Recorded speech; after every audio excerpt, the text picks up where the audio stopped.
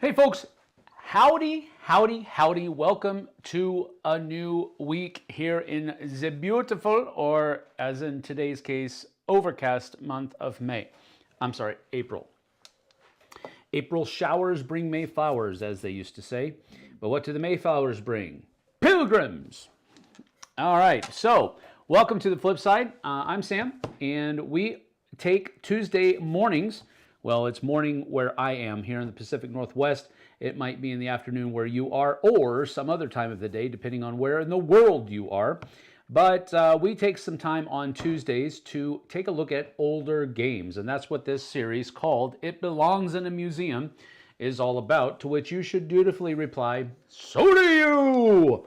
Yes, the idea for this did come from the Indiana Jones movie and that quote from the movie. So that's kind of what we're talking about here. We're talking about older games, not necessarily old games, just games that are not necessarily in the limelight, so to speak, for those of us who may be wrapped up in the cult of the new. So this is basically just a look back at some older games. The arbitrary timeline is about 5 years or older. There will be a rare occurrence, so to speak, if we have a game that I am particularly enamored with that may just be a few years old. We might, fudge that line a little bit, but generally speaking, we stay to 5 years old or older. And that's what we do here. So thank you for being here. I appreciate you. Welcome. Dustin Webb. Hello, everyone, he says. Micah is here. Hello. Good to see you. Ryan is here. Good afternoon. Good morning. And we're live. There's Doug. Good to see you. Jeff C. is here. Hello. And so do you, Philip Zolberg says. Switch to live chat for the best experience. Results may vary. I forgot to do that. Luke, thank you for the reminder. Chris Mayfield is here. David Brownlee is here. What's up? What's up? So do you. Thank you, sir. Roll that beautiful bean footage. That's funny. Let's see here, Doug. So do a lot of us. Yes, we all do in some way, shape, or form, probably. Or at least our bodies are making us feel like we belong in a museum, maybe. That's good to see you. All right, so good to see that the gang is all here. Well, we're missing Eric. Eric is usually here, but we'll go ahead and get started without him. He may be along later on. And Tom is not here either. He may roll the bean footage. I see no coffee cup. Coffee cup is right here, dude. I don't know what you're talking about. Was it blending into my shirt? Is that what it was doing? It probably was. So yeah, coffee cup is here. We're good to go. Missing is a bit strong. Well, I mean, no, it's not missing. Oh, look at David. David's bringing in the TI4 suggestions already. Man. What has, if anything has taught us anything, it's the fact that Eric guessing TI4 off the bat and always being wrong. There's a little bit of traditionalism there, isn't it?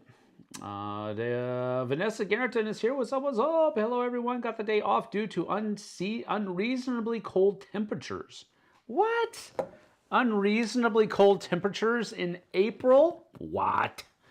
Come on. Peter Rowan is here. Hello. Good to see you, Peter. Good to see you. Micah says hello to Vanessa. That is very good. Yes.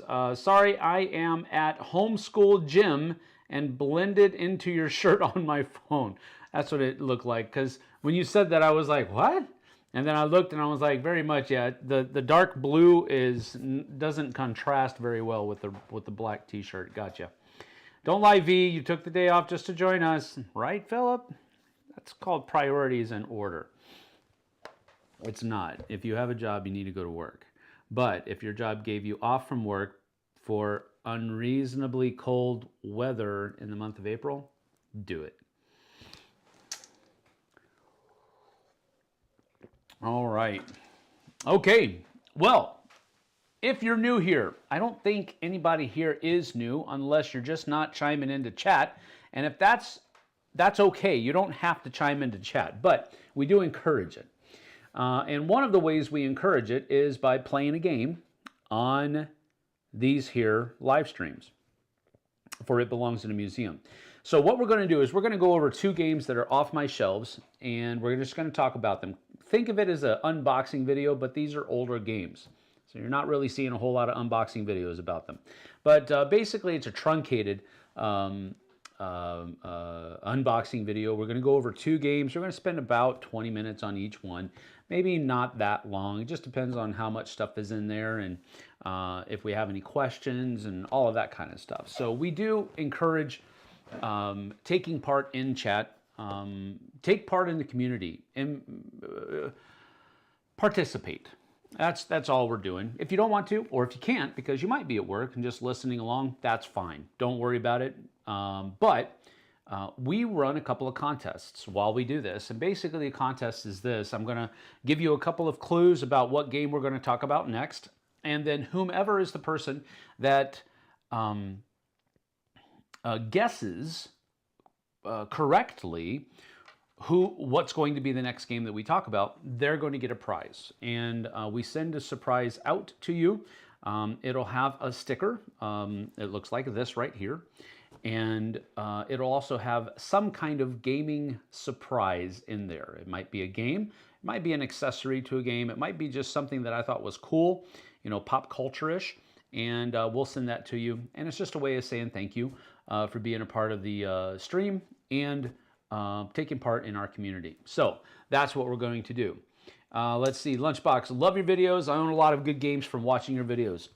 That's awesome, Lunchbox. Thanks for being here. We appreciate you being here.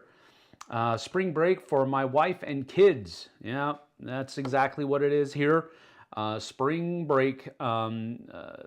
Jesse's parents are in town, and Daphne and Dante are out doing something with them. So I'm still here at home. My son, Aiden, has been picked up. This is his mom's weeks. So I'm still just... This is like, you know, regular, normal, every day. It doesn't feel like spring break. The game is Cluedo. No, wait. 40K Monopoly. Ooh, 40K Monopoly. That's something I might actually just play just for the novelty of it. Let's see here. Ryan says it was below freezing here in eastern Tennessee. That is unreasonably cold for April. Yeah, but Vanessa's not in Tennessee. She's further north. And people up north should be used to cold weather. This unreasonably cold stuff is weird for people up north. That's just my opinion. I'm just saying. It's still getting down to its low 30s in the mornings here at least. It does kind of blast up in the afternoon. Here recently, I think it's been getting up to the 60s in the afternoon or something like that. I don't remember exactly, but the wind's been picking up a little bit, and that makes it chilly, but not cold. I meant to type unseasonably cold. Ah, well, that's more valid, Vanessa. We'll give you a pass. Let's see here. It's 46 here in Washington, and I find that unreasonable. I'm actually on my way to doctor appointment. I took a personal day today. That's cool. No worries. Just got my copy of Fate, Defenders of Grimheim. Reading the manual now. Hope to play tonight. I have done a couple of videos on it, so you can check those out. But do definitely read through the rules. Don't rely upon my videos as how-to plays, because I do have sometimes strange interpretations, and other times I just get rules wrong. At least it isn't snowing. Well, if it were snowing, it would be a little bit better, in my opinion. I love snow. Well, we got some snow, so cold it got here too. Yes, Eric's Ghost says, "Get on with it." I know, right? You're definitely pushing me down that road. Beautiful sunny 55 here in Kansas. All right. Side note: I share the Helldivers 2 board game launch, and they are trying to convince me to back it. Helldivers 2 board game. Well, I'll take a look at it, but I'm not gonna. I just backed a different one, the Word for Word comic book series. It is a bunch of. I backed at the. I'm going to get 13 different books of the Bible that are basically written word for word using the NIV translation of the Bible. It's word for word the Bible, but it's comic book illustrated. throughout the entire thing, and they're all graphic novels. So that's something I backed this morning. I think there's a couple more days left if that interests you. It's called Word for Word Bible Comic. It's on Kickstarter, so you can go check that out if you want. True Viking Spirit, Sam, I love it. Yes. Well, I guess the Nids bought Terra. That's the final round. That's funny. Oh, that's amazing. That's amazing. That's cool. That's awesome. All right. Disappointed with what I saw so far about Helldivers 2 campaign. I haven't really looked at it. Wife flying home from Oregon. Been there with the family for a bit over 3 weeks, and so much snow has melted up there while she was gone. Oh, wow. That's cool. I'm kind of a polar bear. I say better -30 than +30, and that's Celsius, so that means a lot. It's not like crazy. Shared with my kids. Got it. It's 62 here in North California. I find it unreasonable. Should be 75. 62 isn't bad, though. That's, it depends. If the sun's out, that's too hot for sweaters, like a hoodie. If it is overcast and windy, 62 is perfect for a hoodie. 75 would be nice, though. That's like complete shorts and t-shirt weather all the time. Although I would probably use shorts and t-shirts at 62 as well. About to go to my game day here in Nashville. Galactic Cruise, first in flight. Ooh, that looks like fun. That sounds like fun. Galactic Cruise is a great game. You're going to enjoy it. David Brownlee says, Tofu Shifu Kickstarter arrived on Sunday. Sleeved it, got a game in within an hour of hitting it hitting the doorstep. Wow! Never hit the shelf of shame. Great worker placement game, multi-use cards. Awesome. Just got tracking for Stars of Acarios 1.5. But on to the old games. There you are, just prodding me along. I get it. Cattle prod. I'd take 52 right now. It hasn't gotten out of the 30s all day. Yeah, that is pretty cold, Vanessa. You got it. All right, fine, David. We're going to keep going here. Here we go. First game that we're going to talk about is from the year 2017, 2017. That's your first clue. Use Google Foo, use BGG Foo, whatever you want to use to try to find the answer for this. So 2017 is the year that we are starting with. This game comes from. Now, second clue is going to be that two mechanisms. And those two mechanisms are open drafting and dice rolling. Open drafting and dice rolling, that's one clue. The other clue is it hails from the year 2017. So it is a good 8 years old at this point, which is mind-blowing to me. But those are your two clues. Have at it. You may start guessing at any point in time. Now, as you begin guessing, I'll explain how things work. If you guess correctly first, you will be our first winner today. And you have the option at that point to either accept the surprise gift yourself, or you can give it to somebody else that's in chat. You can use any method you deem necessary or appropriate, let's keep it that way, to give your reward away in the chat. You can say the first person to say this gets it, or the you can ask people, have you ever won before, and that kind of thing. We usually want to try to keep it to people who have not yet won before, but if you want it and you've already won before, that's fine too. I don't mind, but it's up to you. I usually like to adopt a pass it on type of mentality with things like this, but you do you. I'm not really worried about it. I just will need whomever is going to receive the reward to send me an email at flipsideobg@gmail.com so that I can, with your shipping information, so that I can get you the package. All right, so we have here some guesses already. So we have Ryan saying Sagrada. We have Ryan saying Mythic Battles Pantheon. We have Philip saying Sagrada. We have Luke saying Bob Ross Art of Chill game. I've never played that game, but I've always wanted to. I used to watch Bob Ross all the time. Pioneer Days, Teenage Mutant Ninja Turtle Dice Masters, Chronomancer, Rajas of the Ganges, Champions of Midgard Valhalla. Here's the thing. I never usually do just expansions. I'm always going to usually do a core game. So if the base game came out in 2017, it's not going to be the expansion. Age of Conan, Ether Wars, Dice Forge, Assault of the Giants, Firefly the Game, the Smog Riders, Dimensions of Madness, Raiders of the North Sea, all good guesses. I'm watching on the phone. I can't Google foo anything. That's fine. Santa Maria, Ryan says. Well, here's the thing. I read all of these entries and all of these guesses. Is it obscure? No, not really, although maybe it could be. But I would imagine you've heard of this game before. But here's the thing. I read all of these guesses, and they're all great guesses. But somehow, Ryan came out of the gate with the correct guess. And that is Sagrada.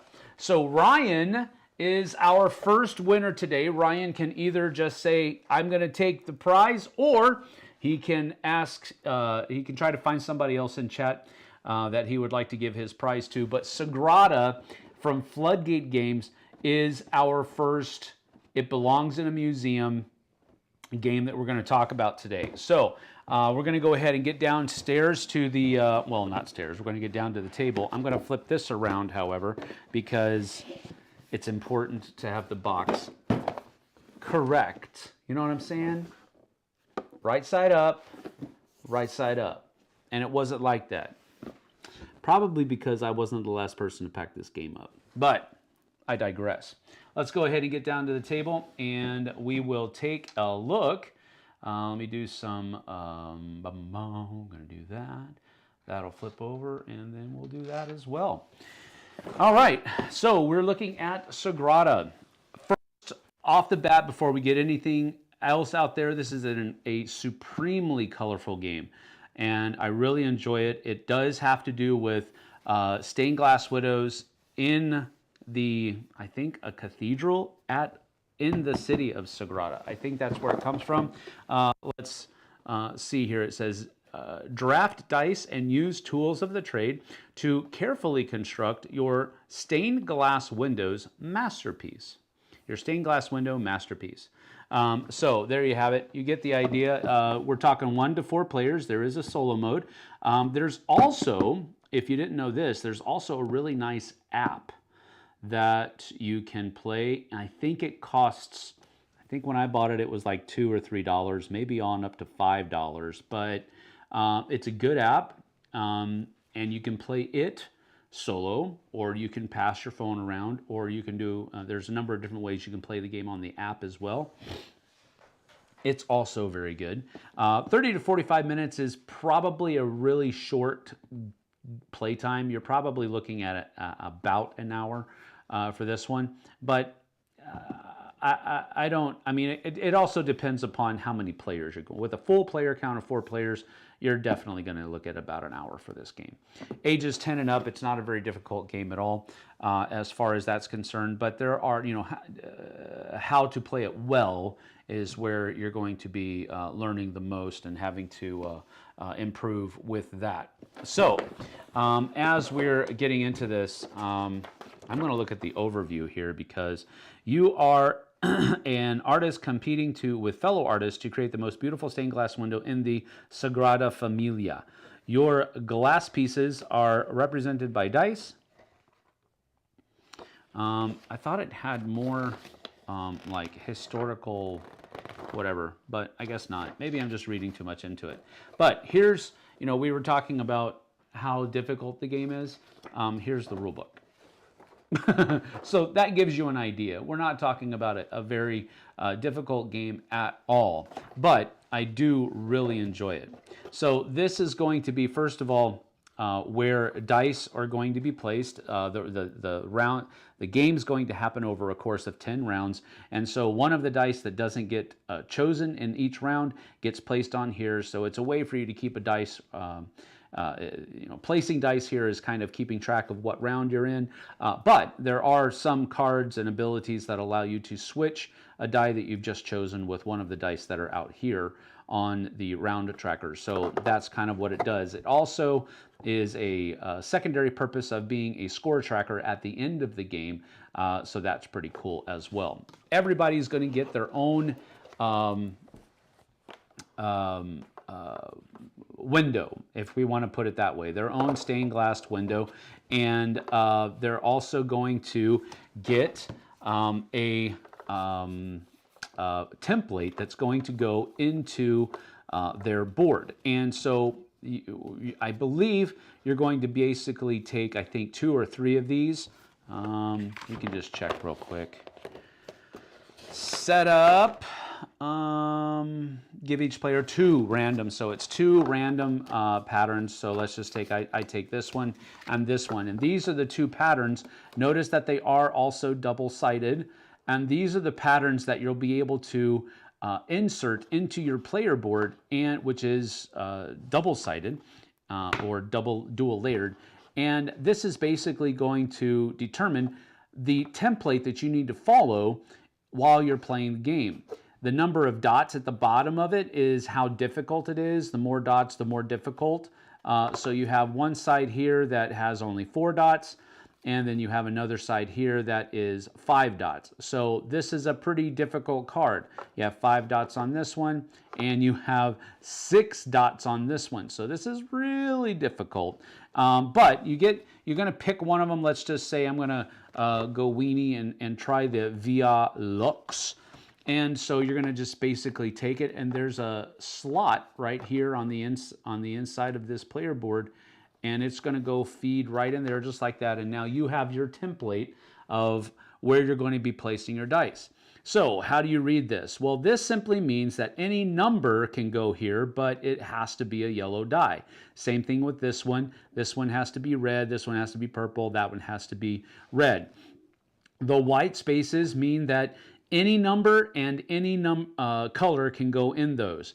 The spaces that have pips in them mean that only a 3 can go there, but it can be any color that you want it to be. Only a 1 can go here, but it can be whatever color you want it to be, and so forth and so on. Now, there are other placement rules. For example, you can't have 2 colors next to each other. You can't have 2 dice that are the same color next to each other. So since this is yellow, you know that this can't be a yellow 3, but it can be a 3 of any other color other than yellow. This one can't be a yellow, but it can be any other color and any other number, but it also cannot be a 3. So this could be a 1, 2, or 4 through 6, and same thing with this one down here. But diagonally, you can have numbers of the same and colors of the same. So if this wasn't yellow, I could put a yellow here. But since this is yellow, I won't be able to put a yellow here or here. But this has the possibility, if we're just looking at this one, of being a yellow 1. But because this one's yellow, this cannot be a yellow 1. So you kind of get the idea. So what's going to happen on your turn is you're going to take a number of dice equal to the number of players plus 1, I believe. So in a 4-player game, you're going to take 5 dice and you're going to roll them. And then whomever is first gets to pick first from this lot. And so let's say if this is my thing out here, I'm going to choose, well, maybe I'm going to take this yellow 6 right here, and I'm going to place it right there. It's a yellow, it's a 6. There aren't any other 6s that are orthogonally adjacent to it, and there aren't any yellow boxes that are orthogonally adjacent to it. So this is a clever thing. Now, later on, could I have taken the red 5? Yes, I could, but I wouldn't be able to place it here because this is going to ask for a 5. I couldn't also place it here because this is looking for a red, but I could have placed it down here because this is a 3 and this is whatever I want it to be. So that gives you an idea. Later on, I could pick this and put it right here, but again, this is not I'm just showing you which of these dice I could use out here. You can only choose one dice at a time, and then the other 4 will go to the other players. Once they have picked that, the one that's left, as I said before, is going to go out onto the round marker like this to denote what round we have just completed. Once everybody has placed their thing, then you're going to grab if you're in a 4-player game, you're going to 5 more dice, and you're going to roll that. And now I have to choose what I'm going to put out there. Maybe I want to take the 5 and put this out here like that. Oh, you know what? I just thought about something. I think it's the number of players times 2 plus 1. That's what it is. Yeah, it's the number of players times 2 plus 1. So you're actually, because you're going to pick 2 dice every round. It's all coming back to me, folks. All right, so let's say that this is 1, 2, 3, 4, 5, 6, 7, 8, 9. And then we take 1 more and put it out there. So we're going to take these dice and we're going to roll it. And so now this is the pool of dice that I can pull from.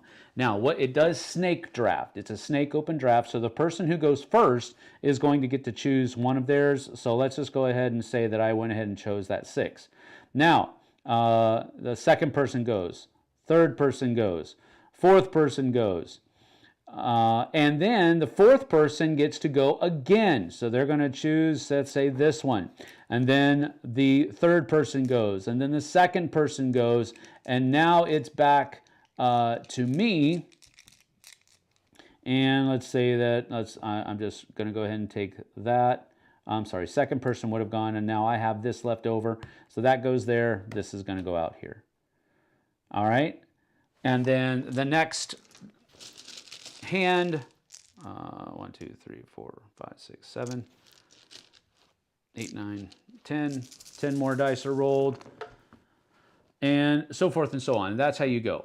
All right, until you've gone through all 10 rounds, and whoever has the most points at the end of the 10 rounds is going to be the winner after you use this to tabulate. But there's more. You can also play the game where you have a number of gems equal to whatever you had here at the bottom. So if I would have chosen this, I would have been able to take 4 of these little gems, and these are craftsman gems. So what are these going to be used for? Well, there are cards in the game that are basically tools that you can use. And these basically take the first person that goes here has to use 1 of their things, and then everybody else after that has to use 2. So it does certain things. For example, this one allows you to move up to 2 dice the same color that match the color of a die on the round track. Remember, die on the round track. You must obey all placement restrictions. So this one allows you to move dice around, which basically should tell you once you place a die, generally speaking, you can't move it unless you use something like this. Other ones do stuff like after your first turn, immediately draft a die. So instead of just getting 2 for a turn, you get to get possibly 3. In that case, I believe, I can't remember exactly, but I believe in that case, when there are no dice left, you're just going to draw one of the dice and put it out here. So these things basically allow you to break the rules, some of the rules, not all of the rules. Remember that, the one that we said you still have to obey all placement restrictions and so forth.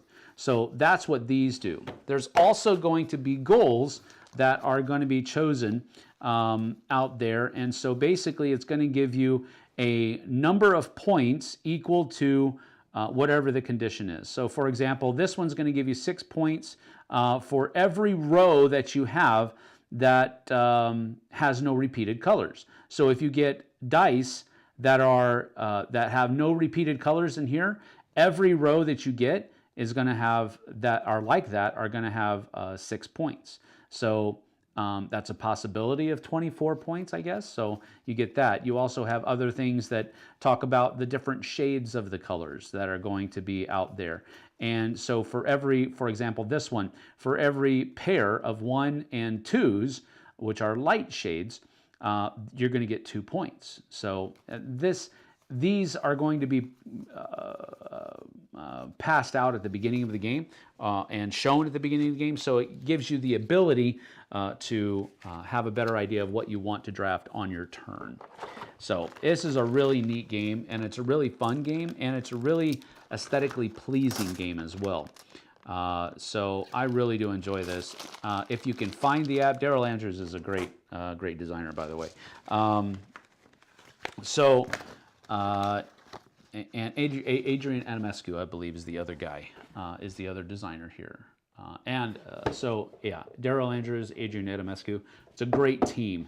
If you see games that have these two guys working together, you give it a second look at very least, because usually it's a fun design. It's a family-friendly design as well. But that is Sagrada. It's one of those games that is, let me take this out, is one that will hit the table often in our family and group. So I thought it was very worthy of being talked about here on It Belongs in Museum.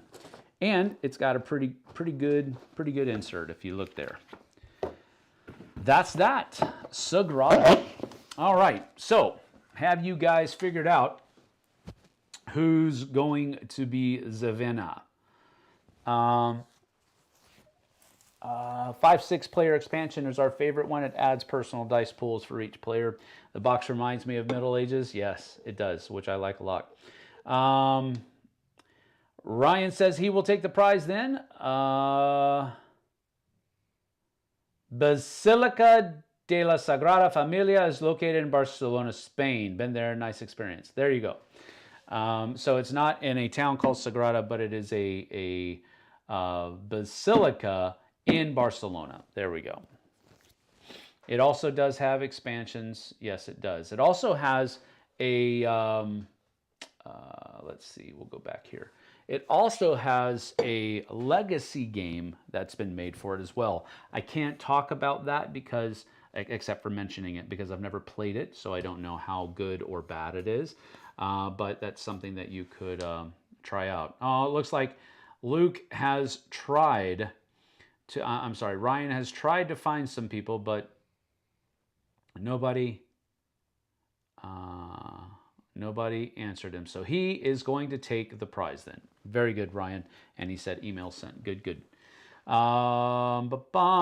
First die has to be placed on an edge. Oh, thank you. Thank you, Peter. Again, that's good stuff. Thank you for saying that. I'm surprisingly bad at this game. Well, I would, the title implies Sam should be in a museum. Yes, I am. Vanessa, download the app.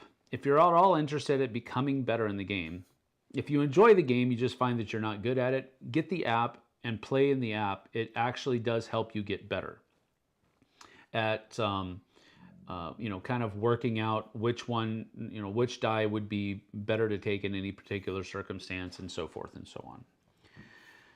I bought Sagrada for my wife, thinking she would like it, but she was just met on it. I liked it well enough, but without her enthusiastic endorsement, I ended up trading it away. Well, yeah, that's true of any game. It's not all game for all people. In my experience, the placement rules are a tad troublesome for a new player to grasp. Okay, I can understand that. It would be best to peek over at their board on each of their turns until they grasp it. Or you can just, what I usually try to do when I'm playing slowly is I go very slow in the first couple of rounds. And it's kind of like I GM the game until I feel like everybody's got a good grasp on how things are supposed to be placed and so forth. So, but that's also good, just kind of peeking over, making sure they're not breaking any of those placement rules. Subsequent dice have to touch a die already placed orthogonally or diagonally. Thank you, Peter. You rock, pal. Just picked this up, Andrew says. Also, happy afternoon, late morning for you, brother. Good to see you too, Andrew. Thank you for being here. I prefer role player, to be honest. Yeah, well, that's fine. It's a very similar game, but just a a wildly different theme, which could be the determining factor for people. Yeah, so that works. Let's see. My copy of Role Player is totally blinged out. I have every possible upgrade for it. My box weighs 15 pounds. Whoa! I immediately use that player in Role Player Adventures. That's one of the cool things I like about Role Player, is that you can take your character you just created and use it in their Role Player Adventures game. I do like that. I have the app. That's how I discovered I was bad. Plus, I just don't find it that exciting. That's fine. No worries. Got to get back to work. Have a great day. See you later, Ryan. YouTube by Ryan. Okay, that's good. All right, so that is Sagrada. Ryan said he has already sent us an email, so that is good. The next game.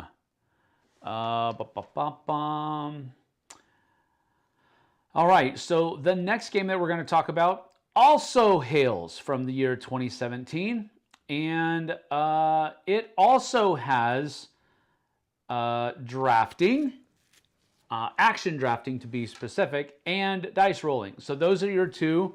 That's one of the things I thought was cool about these two games, is that they both shared similar mechanisms. They both used dice rolling, and they both used drafting in a little bit of a different way, but they still used those two basic mechanisms. So the same clues that I gave for Sagrada are the same clues that I'm going to give for this next game. So go for it. Let's see here. Ryan walked in, first guessed the game, mic dropped and walked out. I know, right? It's totally what it felt like, right? He's like, Sagrada, boom, I'm out. That's awesome. All right, so 2017 is the next game that we're going to talk about, and dice rolling, action drafting. Pioneer Days. No, that is incorrect, Andrew. Nobody but Eric can answer this one. Why? That doesn't make any sense. Ooh, we have not as many guesses this time around. That's interesting. Grand Austria Hotel, Scott says. No, that's not correct. Sorry. Sorry.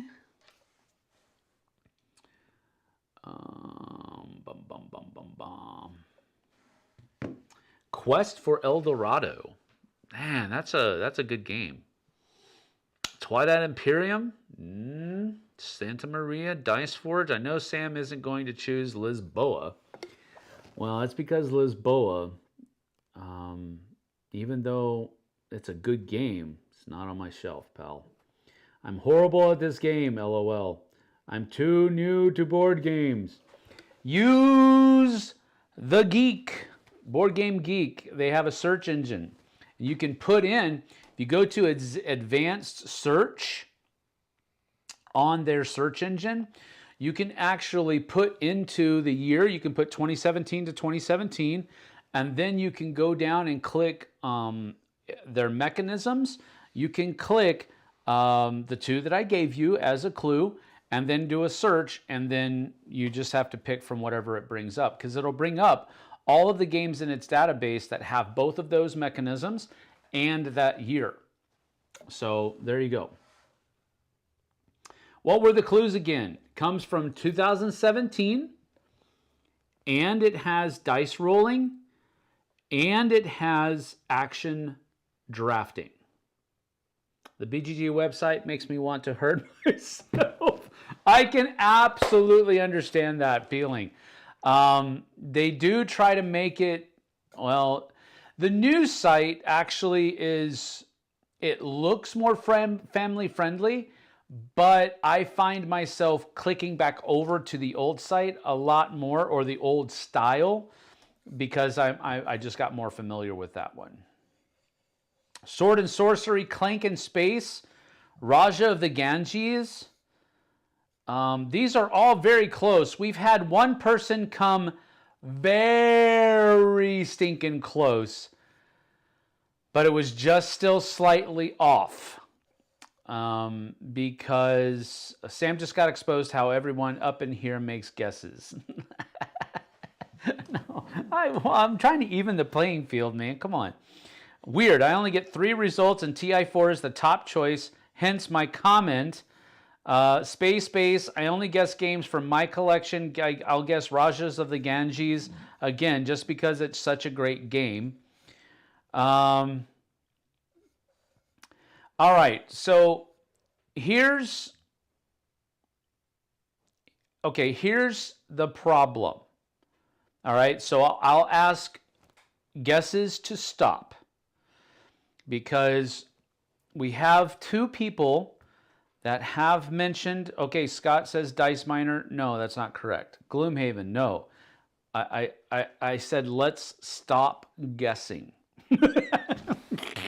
I know there's a delay, but I just thought it was funny that I said, okay, let's stop guessing. Then 2 more guesses come in. That makes me crack up. All right, so 2 people have guessed kind of correctly. Well, the first person, wow.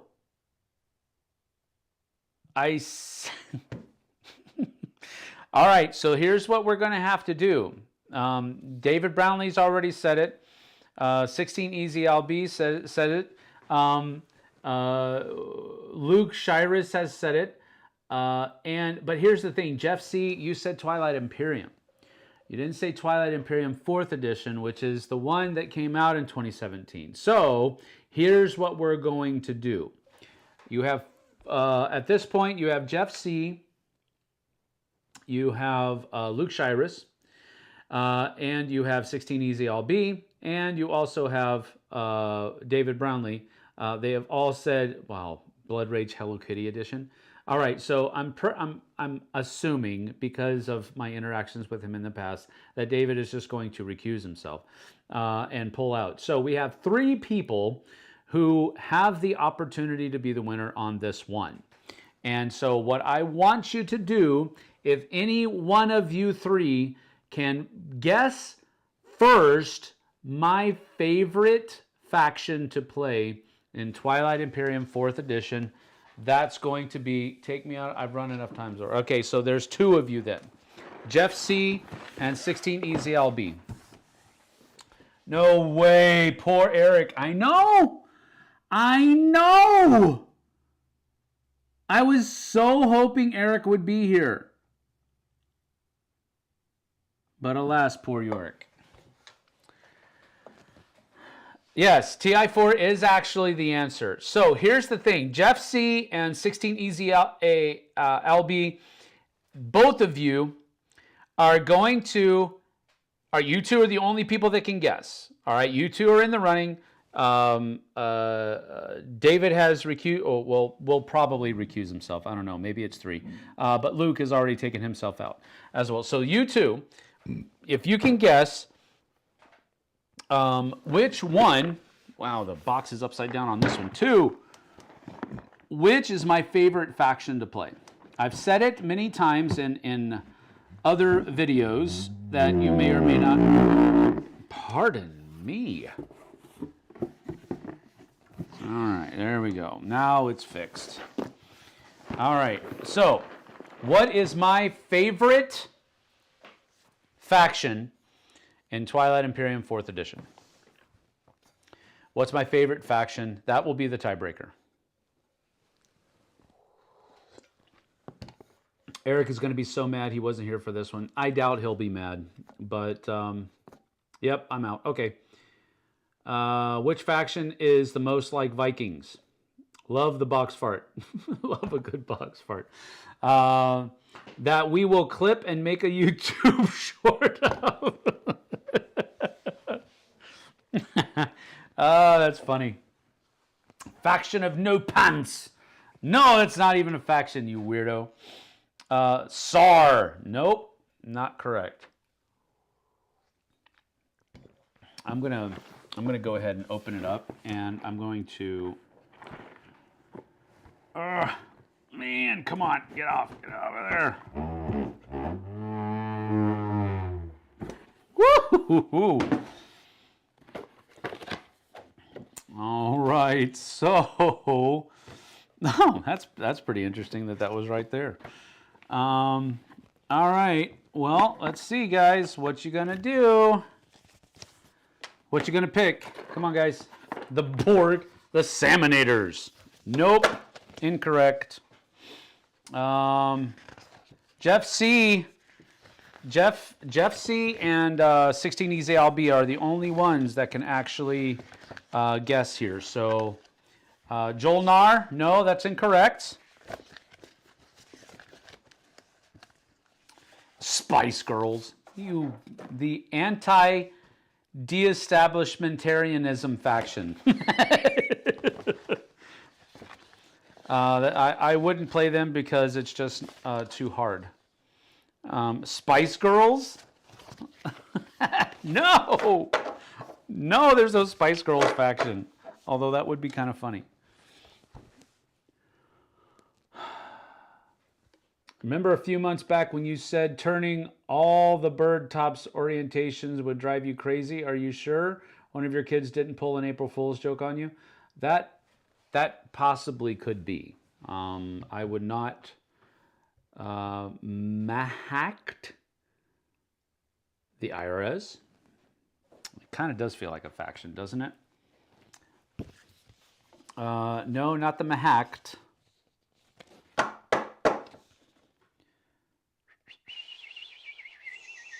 All right, this is what we're going to do. Because this is kind of a out there in the wind tiebreaker anyway. Yeah, Cyril, no. The Narn, no. Sam doesn't have the Spice Girls promo. You're missing out. No, I don't have the Spice Girls promo, and no, I don't feel like I'm missing out. All right, here we go. I'm going to make an executive decision. Jeff C. Nalu, no, that's not correct. Bill and Ted, that would be fun. But no, that's also not correct. The TARDIS grade faction. Here's what we're going to do. 16 Easy LB and Jeff, both of you are winners. All right? You both kind of got it. You both kind of got it first. So there you go. So 16 Easy LB, you need to send me a email at the Tribbles faction. Oh my goodness. That just comes with a board that says you win. The Three Stooges, that's funny. Let's see here. Flipside, OBG at gmail.com. Oops. All right, so there you go. I need both the Clampets. Jeff C. and 16 Easy LB, both of you, send me an email. Email is in the chat. Send me your shipping information. You both are winners today.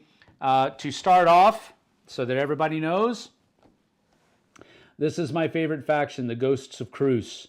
I love the fact that you get a wormhole and you get to control wormholes, and I just like playing with that. They're not a...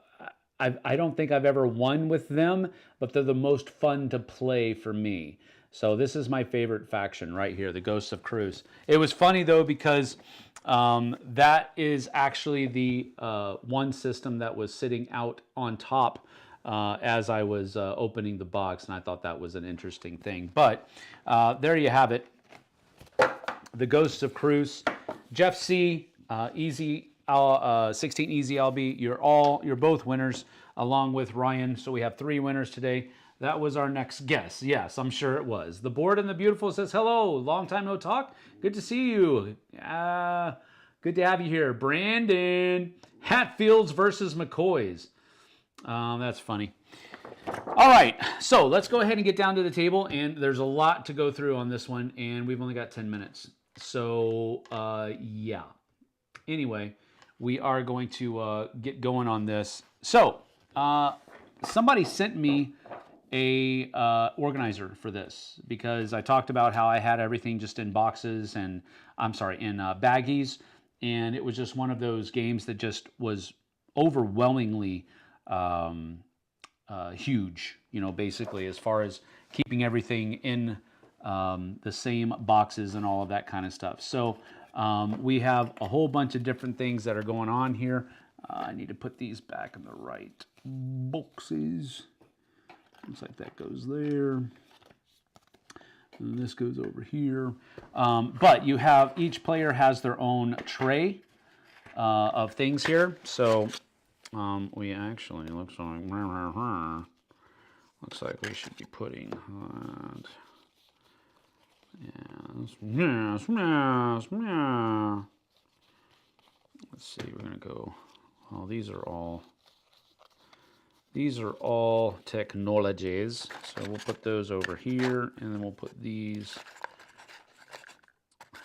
on top. Well, we're just gonna keep it, So basically, you have this thing right here, which has all of the different things in it for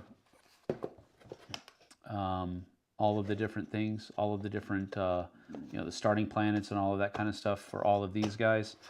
And each faction has one of those. You have dice here, and I guess more dice there. Speaker stuff here. So it just kind of has everything out there, and I think it's really cool. But anyway, it gives you just a very, oh gosh, why are all these Dreadnoughts, War Sons, support? Okay, well, we're just going to put that right there. But it kind of gives you an idea of the scope of the game.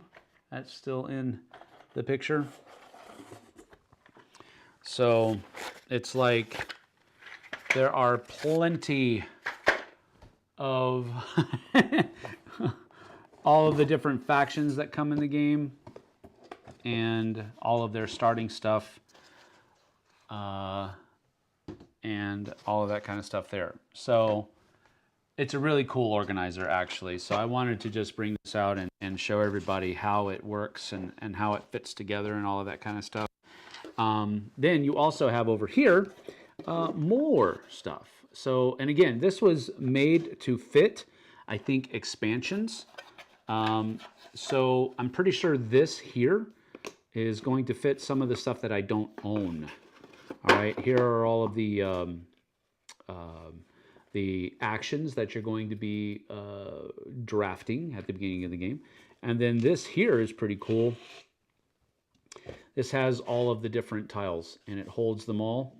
And I believe, if I'm not mistaken, they are, yeah, they are, you know, Mechatol Rex is on the top because this is the one that always is used. But then all of the other ones are in alphabetical order here, so I can, that's how I store them, as a matter, because I usually will set up the board and then pull everything else back after I get it done. But all of the different planets, all of the different planet cards and stuff like that that are not in the whatchamacallits, the faction specific boxes. All of these here, all of the goals and all of that kind of stuff, all of the different tokens that we use and stuff like that are here as well. So it's a insert that I was like, finally, man, something that I can use that's going to make this a little bit easier to keep stored and stored well, all that kind of stuff. So I just think that this is a great, you know, there's no way I'm going to pull all this stuff out. It would be a bear just to get back in to the box, but it's one of those games that really, really benefits well from having a nice insert like so. So all of these things go back in here. And this is a lot of stuff. You know what I'm saying?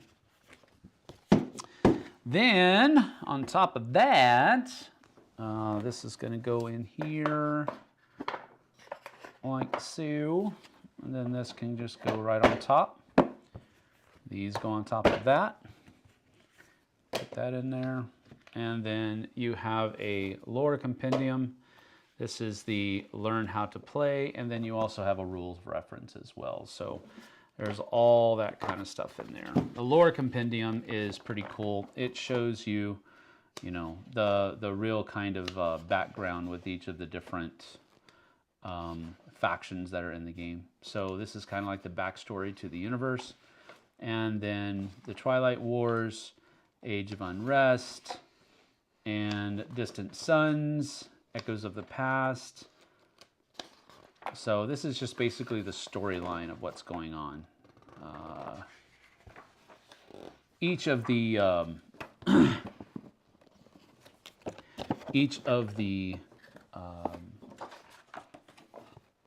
faction cards have on the back a description of what their backstory is. So that's a pretty cool thing. So you kind of get a good grasp of what kind of race this is so that you can play them the way that they are best played. You also have the starting units down here and starting technology as well. So, and then this has all of the different information on it as far as War Suns, and it also, you're going to have cards for all of these that are you're going to place down on them when you get that technology. So it's a pretty neat system. These are just the color-specific player boards that are going to, so basically if I'm the Ghosts of Cruz, and I'm the green player, then this is going to go right here like this. And it has the player reference of all of the different phases, and so forth and so on. Okay. So anyway, this is a great game, and I really want to get this to the table. It's so hard to get it to the table, though. So hard. And then this just helps me remember how everything fits in there. I'm going to lay that a long ways, though, because it doesn't fit the other way. But that is Twilight Imperium, 4th edition. There we go. You don't sleeve your hex tiles? How barbaric. Weirdo. I have friends who love this game. It's a super hard pass for me. Sam, were you just making Minecraft villager noises? I did watch Minecraft on Friday, so maybe I was. We have 10 minutes to go over a game here. Is 3 minutes of me putting stuff back into their spots before I start. You be quiet.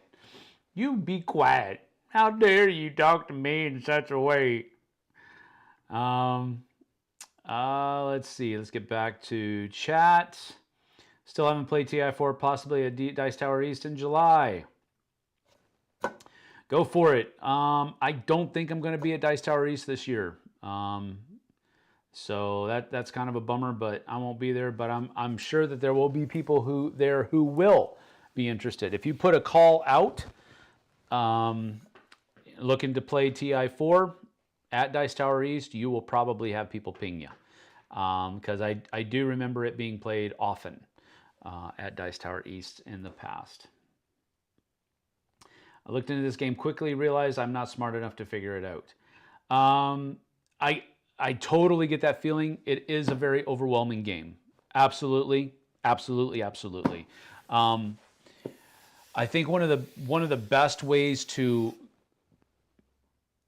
play this game first in your specific mindset is to do it with a 3 or a 4 player game and play it with somebody else that knows what they're doing.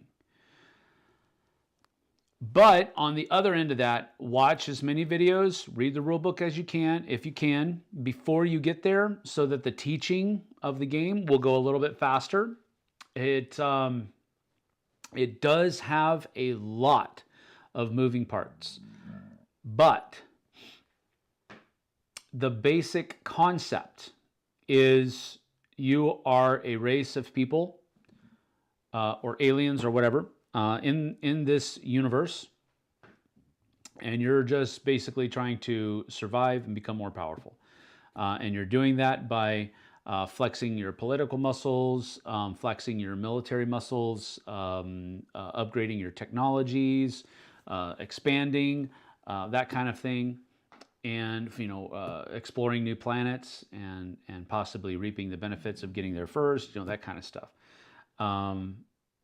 It's a really fun game. It's a very, very fun game. But yes, I totally understand. It seems very daunting. And for many people, it is. So if you look into this and you're like, yeah, that's just too much, fine and dandy. You don't have to like a game. It might just be too much for you, and that's fine. There's nothing wrong with that at all. Looks like quite a great organizer. It is. It really is, and I'm very appreciative. Let's see here. I have friends who love the game. Super hard pass for me. Here's what the bottom of the box looks like. Yep, exactly. That tiered version of the game I've seen pictured at Dice Tower East looked cool. Yeah, there's a cool factor to it, but at the same time, it makes the game look even more difficult, not less difficult, which is one of the reasons why I don't like it. It already has that moniker of being a super hard game, and it is. It's a 4.33, I think, for complexity on the Geek. So that reminds me, I need to look into Dice Tower Cruise info soon. Yes, you do. Hey, Sam. But what do you think about Days of Wonder finally announcing new version of Memoir 44? Well, I'm very interested to see what the new version has.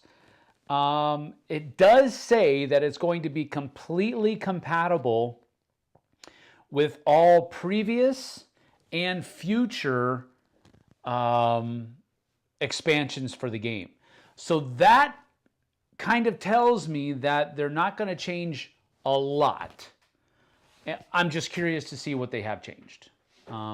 So I am very happy to hear that they are going to continue supporting Memoir 44. It is a tremendously great game, and I can't wait to see what they've got going on for it.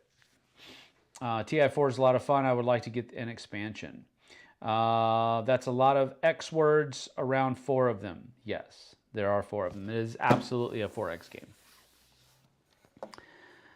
Stars of Acarios will be the biggest game I have. I think it's going to be a lot for me, but I'm excited for it. Sounds cool, man. Sounds cool. All right.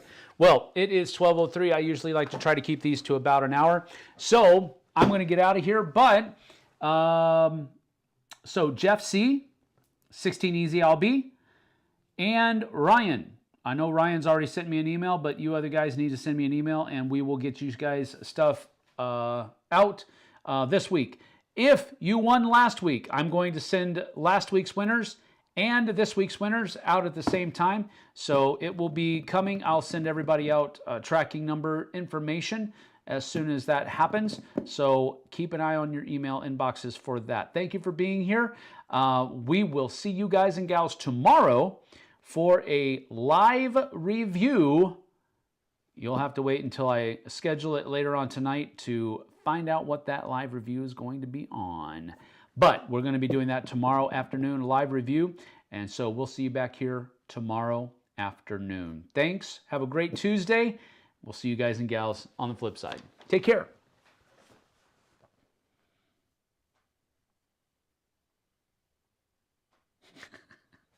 Nope, not going to happen, Andrew. Sorry.